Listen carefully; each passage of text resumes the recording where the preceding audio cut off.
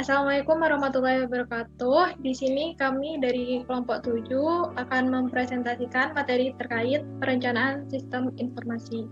Next. Baik, sebelum masuk ke pesannya, saya akan memperkenalkan terlebih dahulu anggota dari kelompok kami, yakni ada saya sendiri, Umratu Nur Fadila, kemudian ada Nurul binti Aisyah, kemudian ada Imam Setia Budi Dharma, dan yang terakhir ada Muhammad Hanif Fatsyamta. Nah, yang pertama di sini terdapat siklus hidup pengembangan sistem. Nah, untuk yang pertama yaitu terdapat perencanaan sistem. Nah, perencanaan sistem sendiri ini tentunya akan dibahas secara detail pada presentasi kami kali ini. Nah, untuk perencanaan sistem ini mungkin saya akan menjelaskan secara singkat terlebih dahulu. Jadi untuk perencanaan sistem ini merupakan fase di mana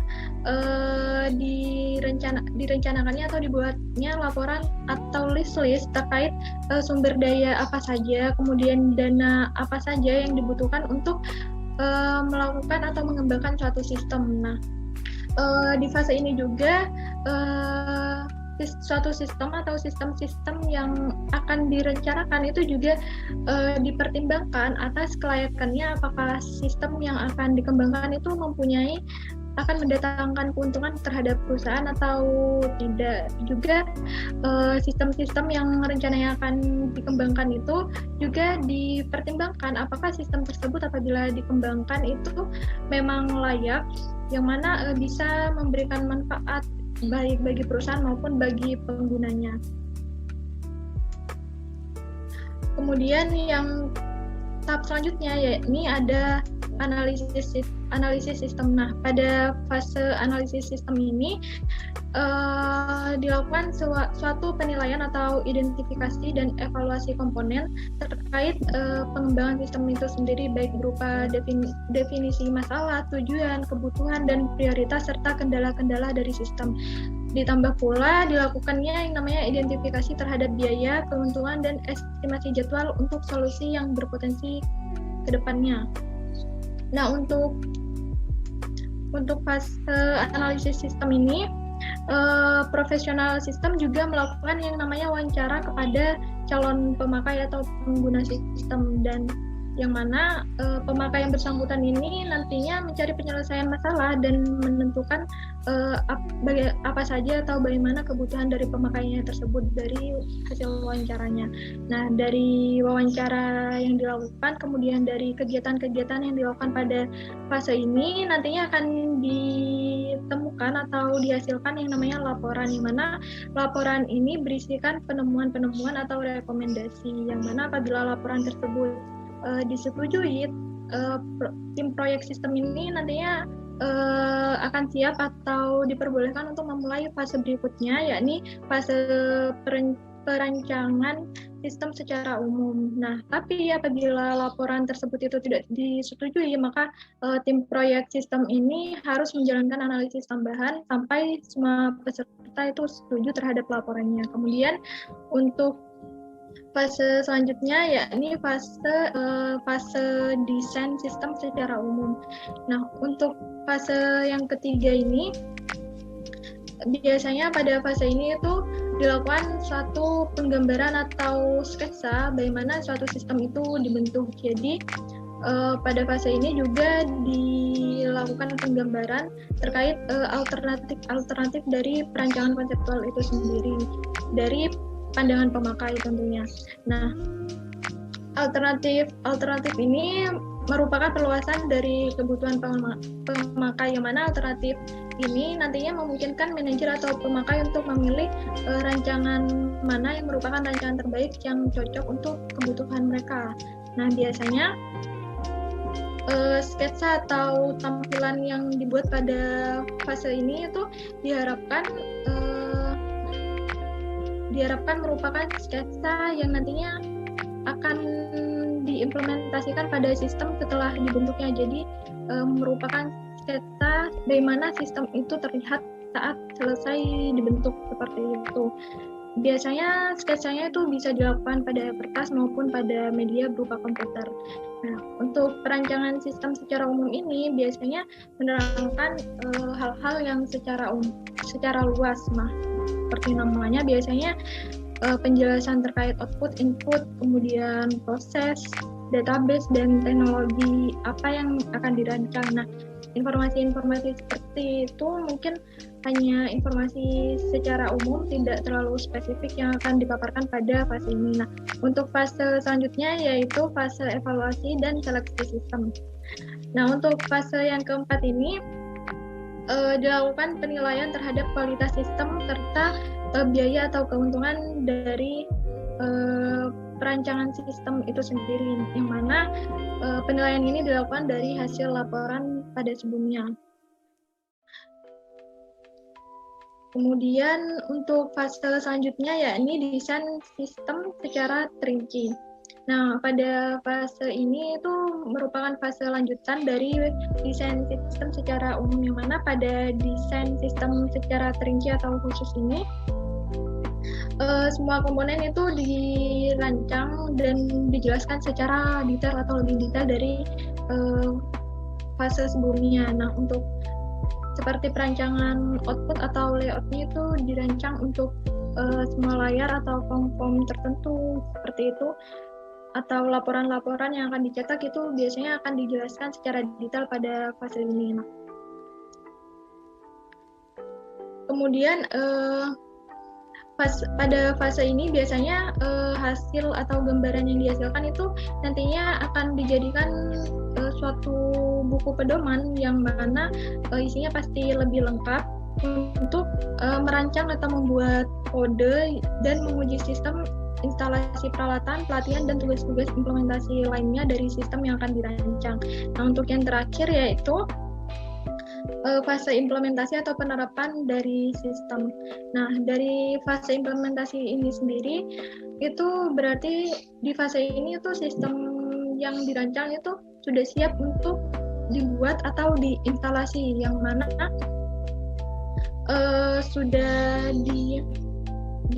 sudah dijadwalkan yang namanya proyek atau teknik manajemennya, seperti pengembangan perangkat lunaknya, kemudian instalasi peralatan yang digunakan itu apa saja, kemudian jadwal untuk pengujian sistemnya itu bagaimana dan teknisnya, kemudian pelatihan untuk para pemakai sistemnya, serta persiapan dokumentasinya itu seperti apa, dan yang terakhir yaitu perawatan sistem. Nah, untuk semua fase yang ada di gambar ini, masing-masing fase atau siklusnya itu nantinya akan menghasilkan yang namanya laporan sebagai dokumentasinya. Next.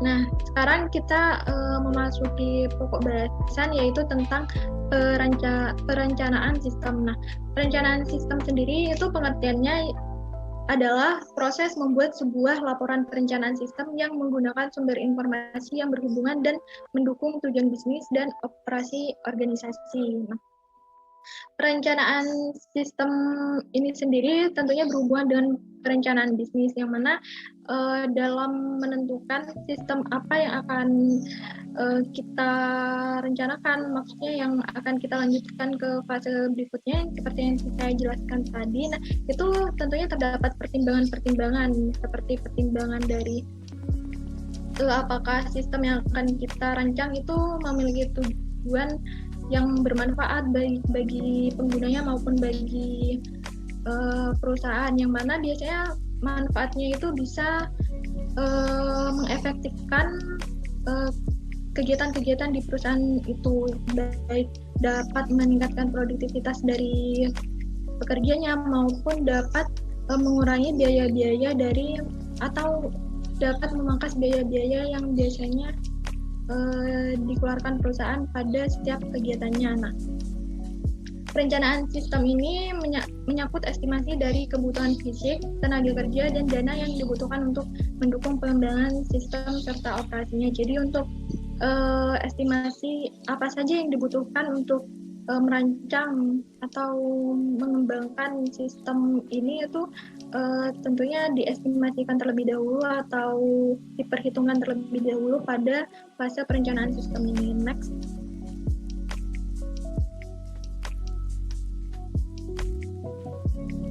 Next. Nah, kemudian siapa yang merencanakan sistem ini?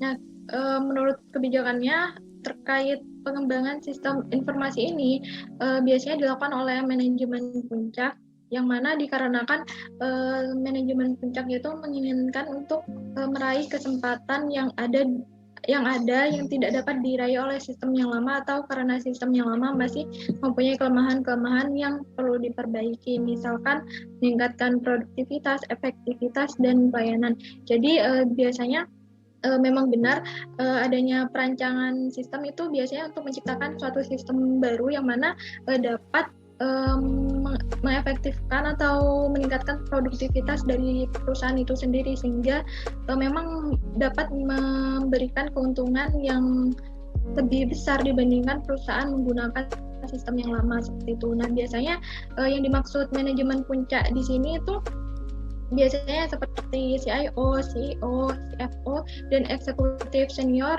perwakilan kelompok user yang lain. Nah, kemudian pada fase perencanaan sistem ini dibentuk yang namanya komite, yang mana komite ini merupakan komite ini ialah yang menghubungkan tujuan bisnis dan sistem informasi untuk mencapai tujuannya. Next. Nah, yang selanjutnya yaitu tujuan tahap perencanaan. Nah, tujuan tahap perencanaan ini yang paling penting yaitu mengidentifikasi dan memprioritaskan satu, sistem informasi apa yang akan dikembangkan. Nah, kan di sini sistem informasi itu banyak banget jenisnya, ada ya, mulai dari sistem informasi manajemen, sistem informasi keuangan, dan sebagainya. Jadi mengidentifikasi apa yang diperlukan perusahaan untuk sistem informasi yang akan dikembangkan. Yang kedua itu sasaran yang ingin dicapai. Nah, dari planning ini, sasaran apa yang akan dicapai untuk perusahaan, menentukan sasaran-sasaran agar perencanaan ini berjalan dengan lancar.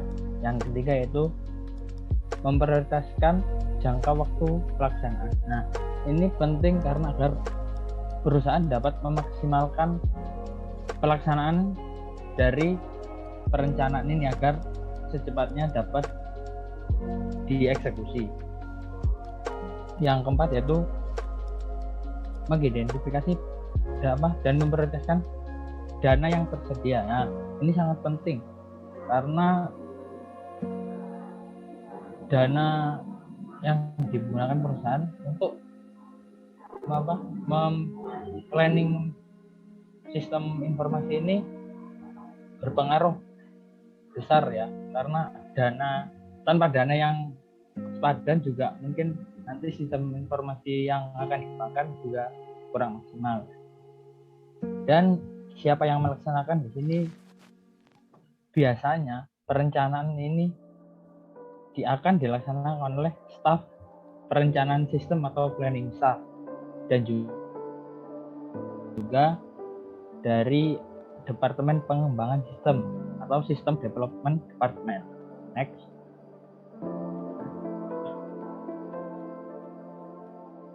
Nah, yang selanjutnya yaitu proses perencanaan sistem. Ada 3 tahap, yaitu merencanakan proyek-proyek sistem yang akan dilakukan oleh planning staff. Jadi seorang planning staff ini akan berencana proyek-proyek sistem apa yang akan dilakukan dan berguna untuk mengembangkan perusahaan. Yang kedua itu menentukan proyek sistem yang akan dikembangkan dan dilakukan oleh komite pengarah. Nah, setelah merencanakan proyek-proyek sistem yang dilakukan oleh planning staff, maka selanjutnya itu menentukan proyek-proyek apa saja dari sistem yang akan dikembangkan.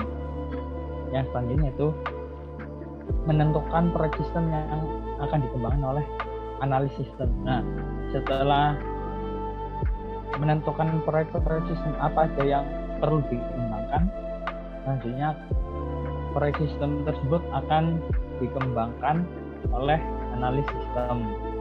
Next.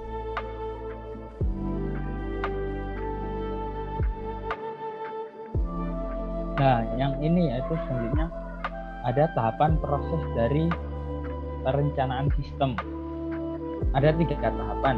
Nah, yang pertama, tahapan pertama itu mengkaji tujuan, perencanaan strategi dan taktik perusahaan. Nah, di sini proses perusahaan akan mengkaji tujuan-tujuan apa saja yang dapat dicapai dalam tahapan perencanaan sistem ini, dan selanjutnya itu menentukan strategi-strategi apa yang bakal cocok untuk melakukan proses perencanaan sistem ini, dan menentukan taktik-taktik agar perencanaan sistem ini berjalan dengan lancar.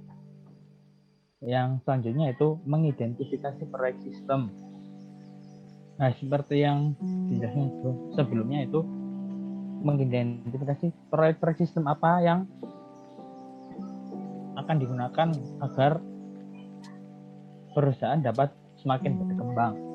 Yang selanjutnya menetapkan sasaran proyek sistem, dan selanjutnya menetapkan kendala proyek sistem. Nah, menetapkan kendala ini setelah mengidentifikasi perusahaan, maka dapat menentukan kendala-kendala apa saja yang akan dihadapi karena sudah mengidentifikasi proyek sistem yang akan digunakan. Nah, selanjutnya menentukan proyek sistem prioritas. Nah, di sini perusahaan akan memprioritaskan proyek sistem mana duluan nih yang akan dikembangkan dulu sebelum proyek sistem selanjutnya. Nah, selanjutnya membuat laporan perencanaan sistem, dan selanjutnya meminta persetujuan dari manajemen tingkat atas. Nah, tahapan yang kedua yaitu menunjuk tim analis. Nah, dan mengumumkan proyek pengembangan sistem. Dan tahapan yang ketiga yaitu melakukan studi kelayakan. Nah, melakukan studi kelayakan ini yaitu apakah perencanaan sistem ini layak dikembangkan untuk perusahaan, atau mungkin malah perencanaan sistemnya tidak terlalu berpengaruh oleh perusahaan. Yang selanjutnya menilai kelayakan proyek sistem. Nah, selanjutnya membuat usulan proyek sistem, dan yang selanjutnya meminta persetujuan dari manajer tingkat atas. Nah, manajer tingkat atas ini yaitu bisa dari CEO atau CIO atau CFO dan eksekutif lainnya. Nah, selanjutnya akan dijelaskan oleh teman saya.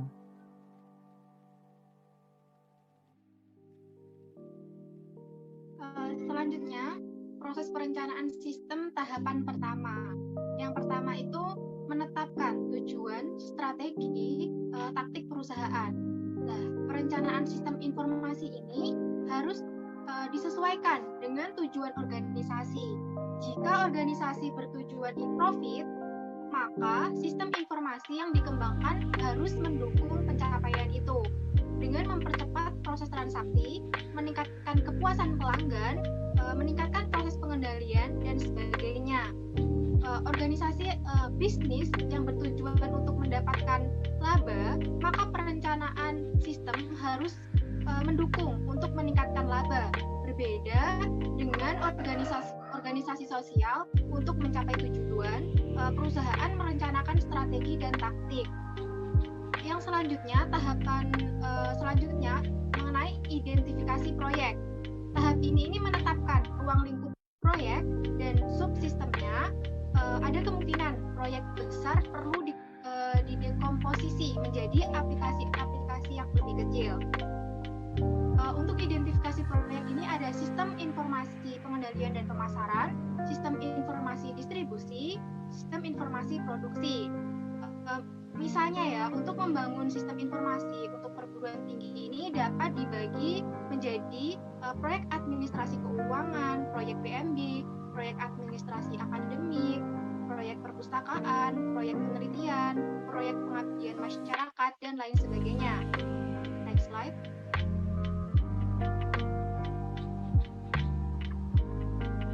Selanjutnya, menetapkan sasaran.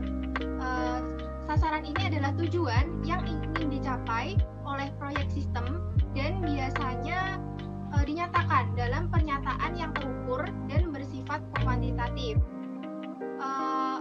Apa yang ingin dicapai masing-masing proyek sistem, contohnya sistem informasi pengendalian dan pemasaran, ini sasarannya yang pertama itu memberi pelayanan order kepada pelanggan lebih baik. Yang kedua, meningkatkan pangsa pasar. Dan untuk sistem informasi pengendalian distribusi, sasarannya mengoptimalkan jalur distribusi sehingga dapat mengurangi biaya distribusi. Contoh misalnya, proyek sistem informasi perpustakaan itu memiliki sasaran. Yang pertama, meningkatkan jumlah anggota aktif sebanyak 20%, menurunkan tingkat keterlambatan pengembalian sebesar 80%, mempercepat proses pencatatan peminjaman menjadi kurang dari 2 menit per transaksi, meningkatkan jumlah peminjaman buku sebanyak 50%. Lalu selanjutnya menetapkan kendala. Nah, kendala-kendala yang perlu diidentifikasi meliputi yang pertama itu ada batasan dana, batasan waktu, batasan struktur organisasi, umur ekonomis dari sistem, dan batasan peraturan yang berlaku. Next slide. Selanjutnya, menentukan atau menetapkan prioritas proyek sistem. Alasan menentukan prioritas ini, yang pertama itu kebutuhan mendesak dan karena penghematan biaya. Dalam jangka panjang sering melibatkan lebih dari satu proyek sehingga perlu ditetapkan prioritas proyek terutama dengan kriteria kemudahan penerimaan dan efektivitas sistem informasi, kelangsungan hidup sistem, hubungan dengan proyek-proyek lain, dan kebutuhan yang mendesak lainnya. Selanjutnya, membuat laporan perencanaan sistem. Hasil dari perencanaan ini biasanya didokumentasikan dalam bentuk laporan tertulis berisi semua rincian-rincian di atas tadi yang sudah disebutkan. Selanjutnya, next slide, meminta persetujuan manajemen. Laporan yang dibuat dipresentasikan kepada manajemen dan komite pengarah untuk disetujui, dilanjutkan pada tahap analisis. Pada tahap ini juga ditetapkan mekanisme pengendalian khususnya berkaitan dengan anggaran dan jadwal analisis. Slide selanjutnya.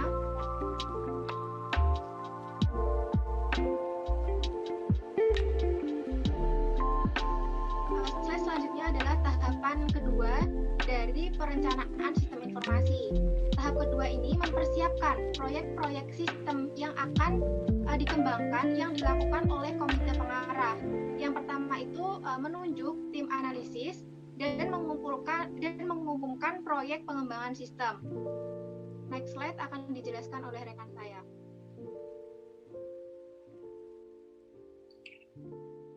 Baik, yang selanjutnya yaitu tahapan ketiga. Yang pertama di sini melakukan studi kelayakan. Tujuannya adalah untuk menentukan kemungkinan apakah pengembangan siap dilaksanakan atau dihentikan. Dengan melalui langkahnya yaitu dengan mencari fakta dari sistem yang sudah ada. Lalu untuk teknik pengumpulan datanya berupa wawancara, yaitu mempunyai tujuan untuk mendapatkan informasi di mana sang pewawancara melontarkan pertanyaan-pertanyaan yang akan dijawab oleh orang yang diwawancarai.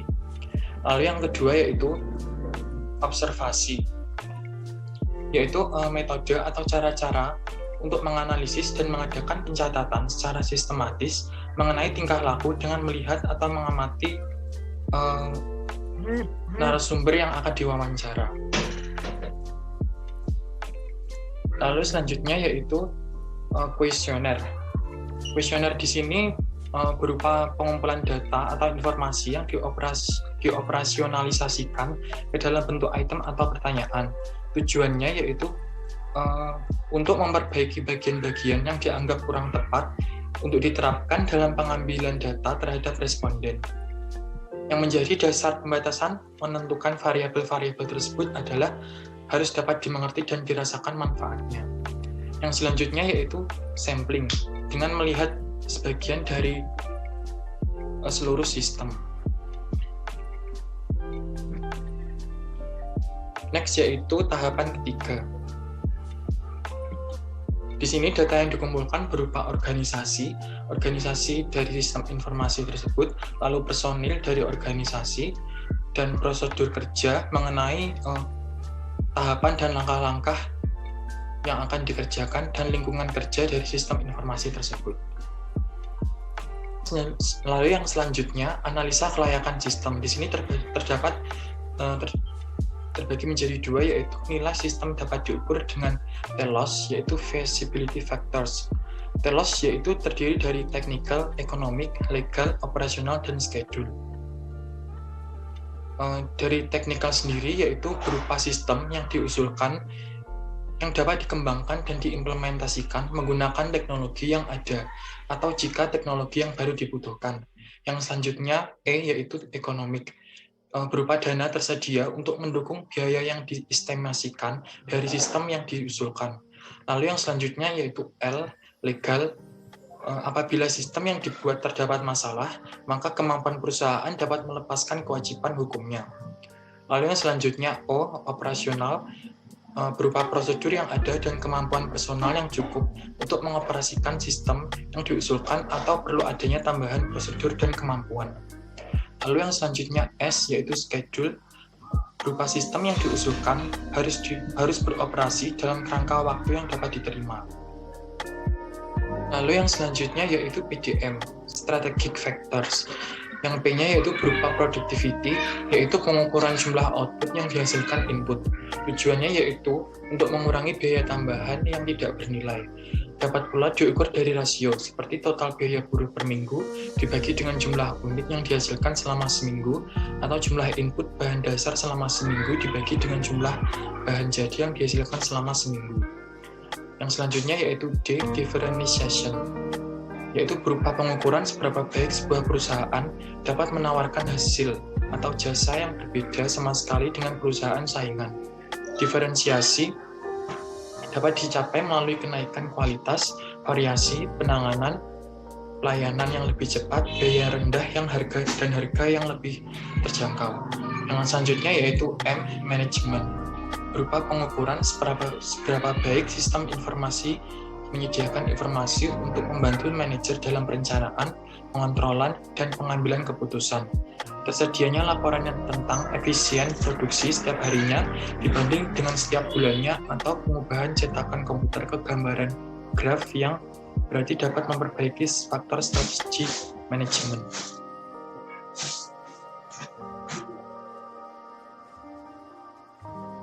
Selanjutnya yaitu identifikasi kebutuhan sistem. Di sini terdapat dua, yaitu menentukan kebutuhan sistem dan perencanaan jadwal.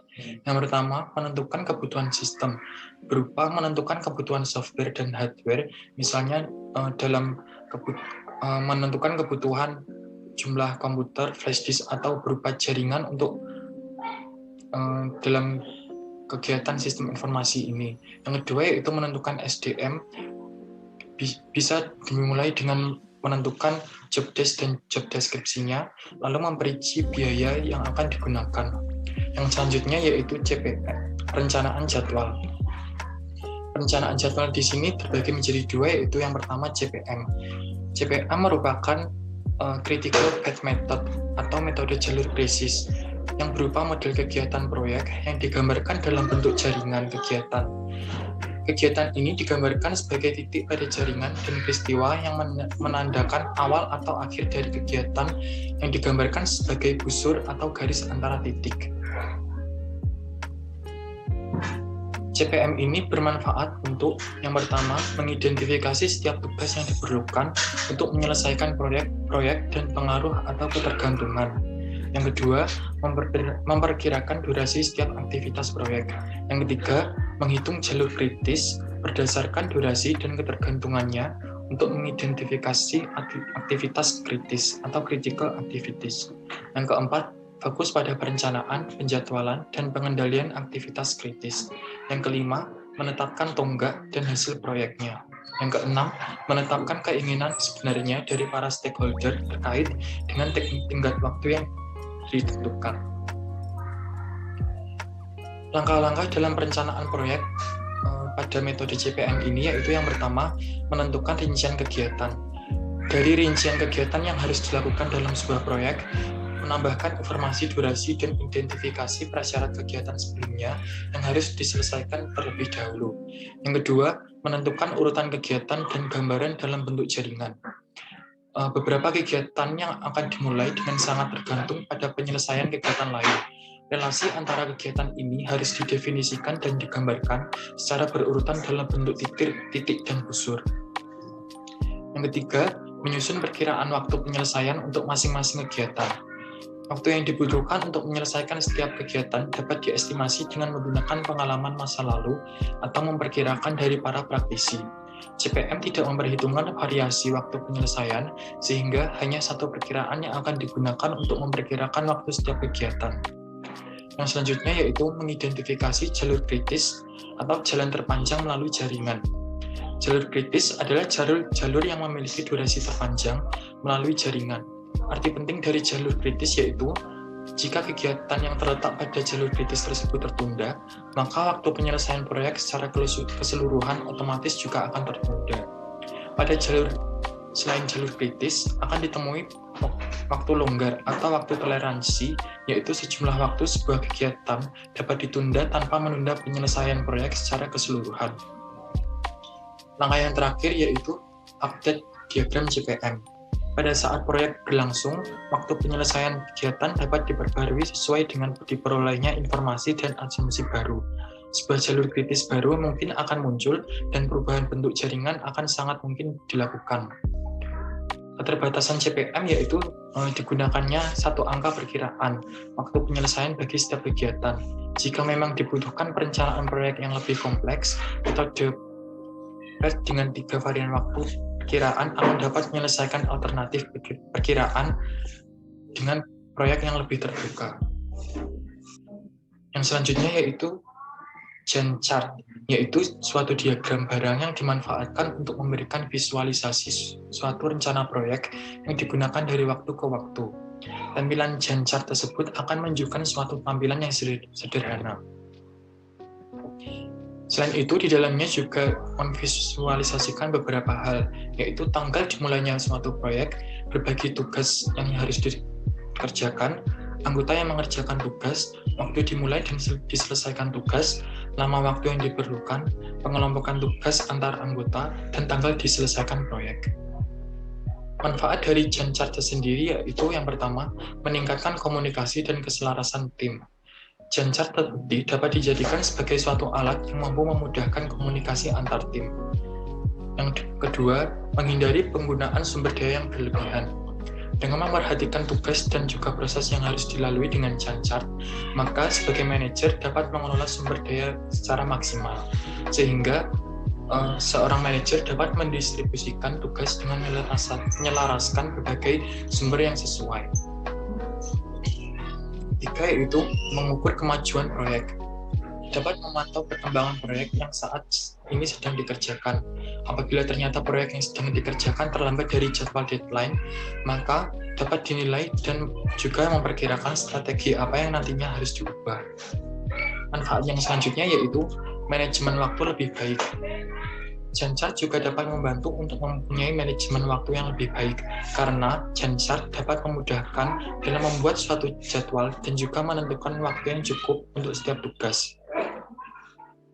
Yang selanjutnya yaitu dapat menciptakan rasa tanggung jawab.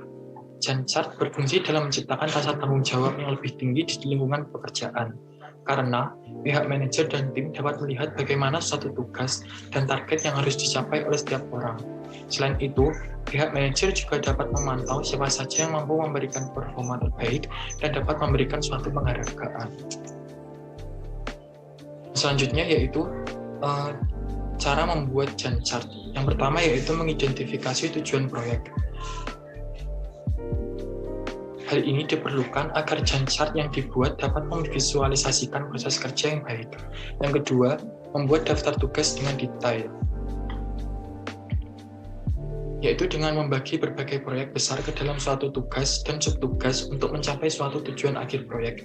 Selain itu, juga dapat menggunakan konsep mind mapping untuk membantu dalam membagi proyek yang besar pada suatu struktur rincian kerja yang lengkap. Cara yang selanjutnya yaitu memperhatikan hubungan antara tugas. Memastikan seluruh diagram yang pada Gantt chart dapat mampu memberikan gambaran urutan dan hubungan antara tugas dalam suatu proyek. Atau jika ada tugas tertentu yang belum dapat diselesaikan, maka dapat menunggu apakah tugas tersebut dapat diselesaikan dengan benar. Dengan melakukan identifikasi antara tugas, maka manajer juga akan lebih mudah dalam menentukan durasi serta timeline proyek pengerjaan. Langkah yang keempat yaitu menentukan timeline proyek. Seorang manajer harus dapat memperkirakan deadline, maka dengan memperkirakan deadline ini, manajer juga dapat memantau laporan proyek yang sama sebelumnya, atau dengan cara mendiskusikannya secara langsung pada mereka yang berkaitan dalam tugas tersebut. Yang kelima, yaitu yang terakhir, memantau perkembangan. Setelah selesai membuat Gantt chart, maka manajer harus selalu memantau perkembangan tugas. Hal ini sangat penting untuk diperhatikan untuk mengetahui kemungkinan adanya kendala yang mengharuskan diperlakukannya strategi atau rencana perubahan. Lalu selanjutnya akan saya alihkan kepada moderator. Baik, sekian presentasi dari kelompok kami, kelompok 7. Kurang lebihnya kami mohon maaf. Terima kasih atas perhatiannya.